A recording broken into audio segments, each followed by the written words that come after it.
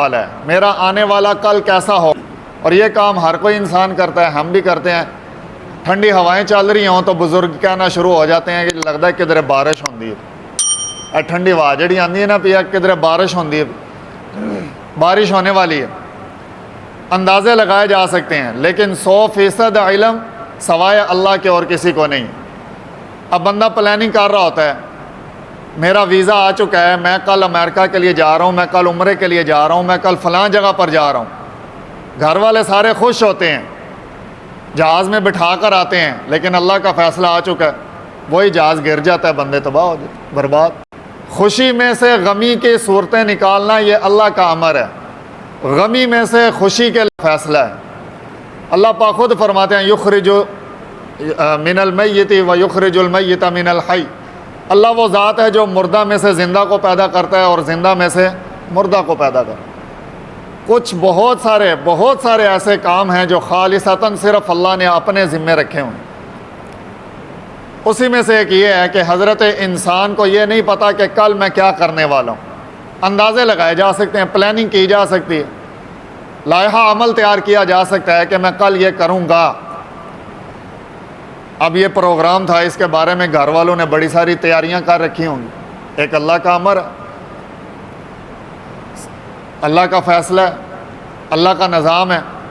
انسان کی سوچ جیسی بھی ہو، تو کل کیا کرنے والا ہوں میں، کل میں کیا، میرے ساتھ کیا ہونے والا ہے، یہ سوائے اللہ کے اور کوئی نہیں جانتا. وما تدری نفس ماذا تکسب غدا.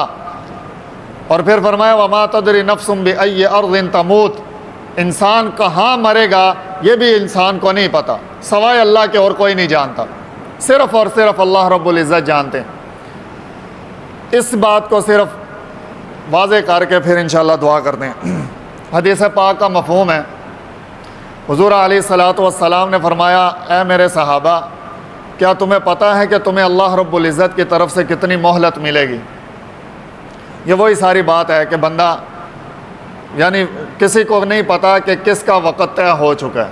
خوشی کے لمحات ہیں، بندے سارے بڑے خوش ہیں، گھر والے خوش ہیں، شادی چل رہی ہے اور اس میں ہوائی فائرنگ ہوتے ہوئے ہاتھ سے پستول گری، خوشی کے لمحات غمی میں بدل گئے. کئی سارے ایسے واقعات ہیں، اخبارات میں آتے ہیں، ٹی وی چینلز پر آتے ہیں. تو میں یعنی عرض یہ کر رہا تھا کہ حضور علیہ الصلوۃ والسلام نے پوچھا صحابہ کرام سے، اے میرے صحابہ، کیا ہمیں کوئی اندازہ ہے کہ میری موت کب آنے والی ہے، ہمیں کتنی مہلت ملے گی، یعنی تیاری کا کوئی موقع ملے گا کہ نہیں ملے گا. جیسے آج کل ہمارے ذہنوں کے اندر ہے ابھی بڑی لمبی زندگی پڑی ہے، ہر کوئی یہ سوچتا ہے کہ کل سے نماز شروع کر لیں گے.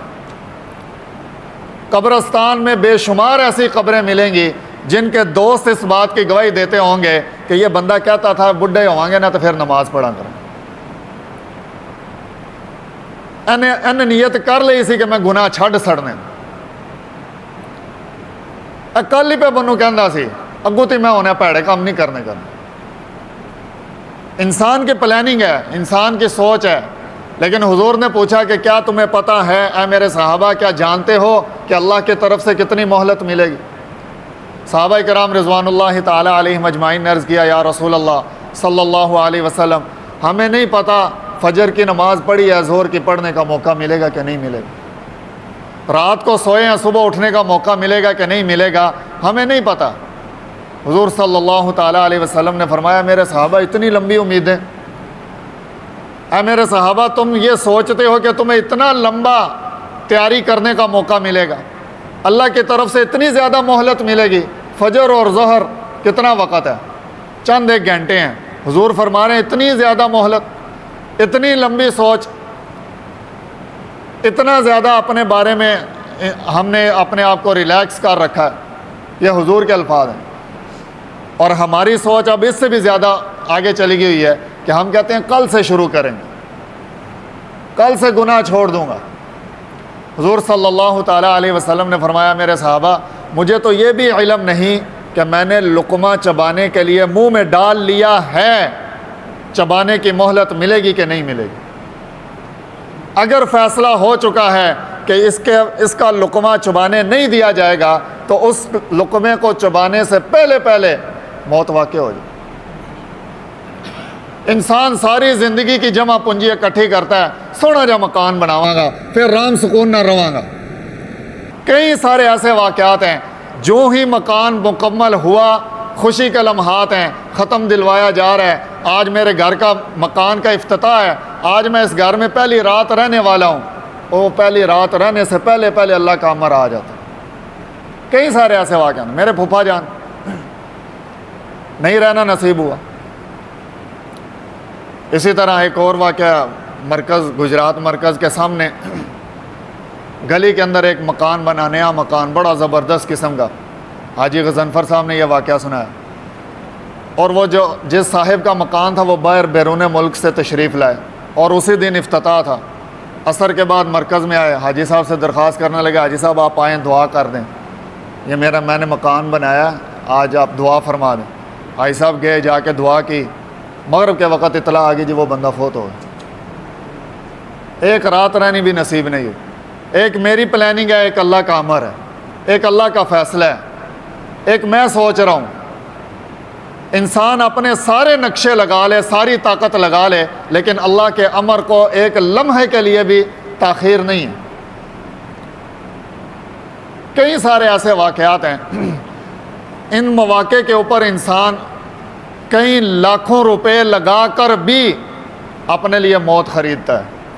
ہماری وہ جو دوسری مسجد ہے وہاں پر ایک صاحب نماز پڑھتے ہیں، وہ مجھے بتانے لگے، یعنی وہ دعا کے لیے آئے کہ قاری صاحب دعا کر دو۔ میں نے پوچھا کیا ہوا؟ کہنے لگے جی سسر کا انتقال ہو گیا۔ اب ان سسر کو کوئی گلٹی وغیرہ تھی، ڈاکٹروں نے کہا جی آپریشن ہوگا، کتنے کا جی؟ تقریباً 12-13 لاکھ روپیہ لگے گا۔ جی ٹھیک ہے جی منظور ہے، 12-13 لاکھ، آپریشن سے پہلے وہ سائن کروا لو جی، اگر کوئی غلطی شلطی ہوئی تو ہم ذمہ دار نہیں ہیں۔ سائن بھی کر کے دے دی۔ 12-13 لاکھ روپیہ لگا کر پتہ چلا جی فوت ہو۔ ایسے بھی کئی سارے واقعات۔ انسان اپنی پلاننگ کر رہا ہے کہ میں اپنے والدین کو بچا لوں، لیکن جب اللہ کا امر آ چکا ہے تو پھر ہمارا پیسہ بھی ہمارے کام نہیں آئے گا، پھر ہم یہ سانسیں خرید نہیں سکتے۔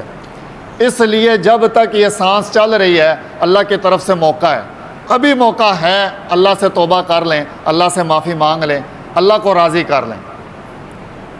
کوئی پتہ نہیں کب کیا ہمارے ساتھ ہو جائے، اور آج کل کا دور ہی بڑا عجیب ہو چکا ہوا، گھر سے نکلتے وقت پتہ ہی نہیں ہوتا واپس آنا بھی ہے کہ نہیں آنا۔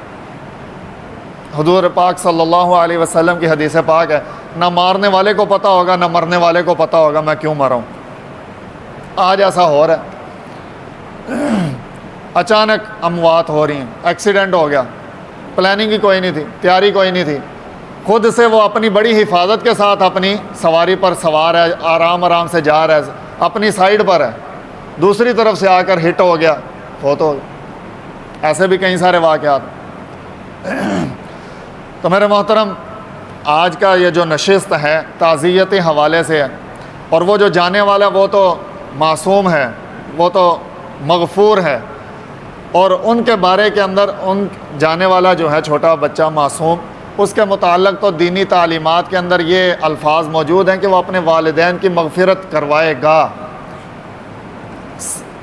اس کے جانے کی وجہ والدین سرٹیفائیڈ جنتی ہیں، کنفرم جنتی ہیں، لیکن شرط وہی ہے جو جنازے کے دوران میں نے ایک بات کی تھی کہ الفاظ ہیں حدیث پاک کے کہ اگر ایسا کچھ ہو، یعنی اگر والدین چھوٹا بچہ کوئی فوت ہو جائے تو اس کے متعلق فرمایا کہ اگر والدین صبر کریں تو ان پر جنت واجب ہے، صبر کرنا ضروری ہے، اور اگر صبر نہیں ہے تو پھر یہ اللہ پاک کی طرف سے یہ وعدے نہیں ہیں، یہ فضائل حضور علیہ الصلوۃ والسلام کی طرف سے نہیں ہیں، صبر کرنا ضروری ہے۔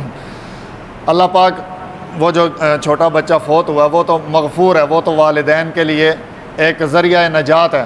اللہ رب العزت سے دعا کرتے ہیں اللہ پاک جو والدین ہیں ان کو صبر جمیل عطا فرمائے، اور اللہ پاک والدین کو نعم البدل عطا فرمائے۔ اللہ پاک ہمارے سب کے جو اولاد ہیں ان کی حفاظت فرمائے، اور جو بے اولاد ہیں اللہ پاک سب کو نیک صالح ہی ورضا نفسہ وزینت عرشہ ومداد کلماتہ۔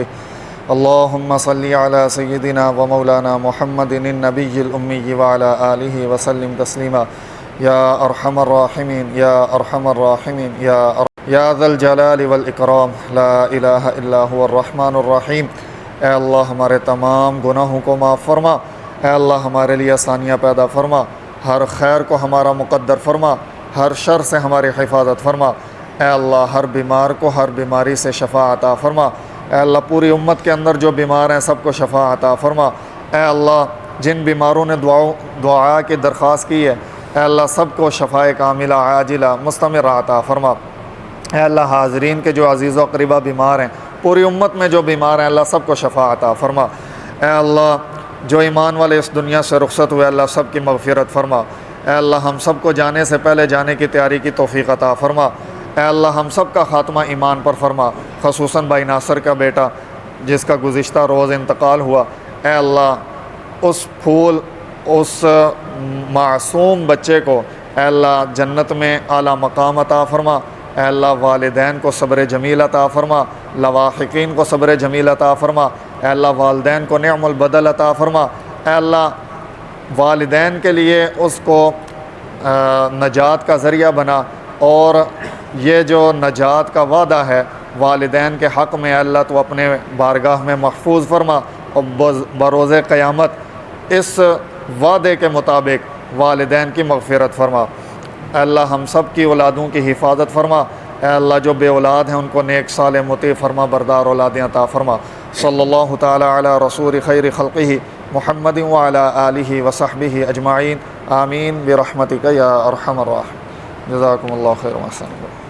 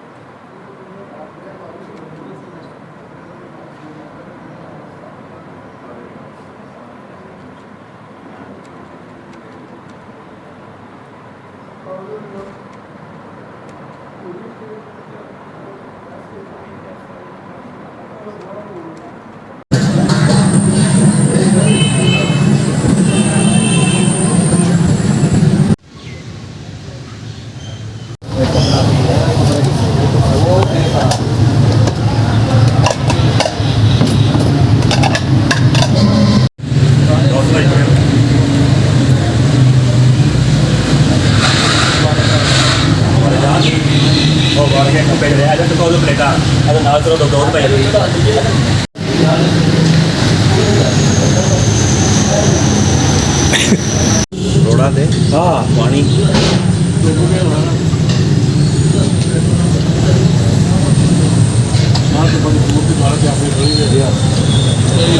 Yeah.